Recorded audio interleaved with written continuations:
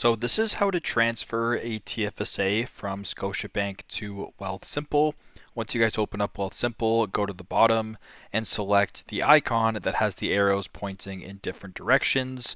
Once you're on that page, scroll down a little bit to where it says Accounts, and then select Transfer Account to Wealthsimple. Then press on Get Started. Once you're here under Most Popular, I want you to scroll down until you come across Scotiabank. For me, it's right here. Go ahead and select it, and then go ahead and say Got it. Once you're on this page right here, you then have to select where your investments are actually being held at Scotiabank. So just for this demonstration, I'll just go ahead and select Scotia iTrade. Once that is done, press on Next. Then on this page, you can actually sign into Scotiabank through the app for a faster experience, or you can go down to the bottom and enter the information manually, which is what I will be doing for this demonstration. Then once you're on this page, because we're looking for a TFSA, make sure that TFSA is selected and then press Next.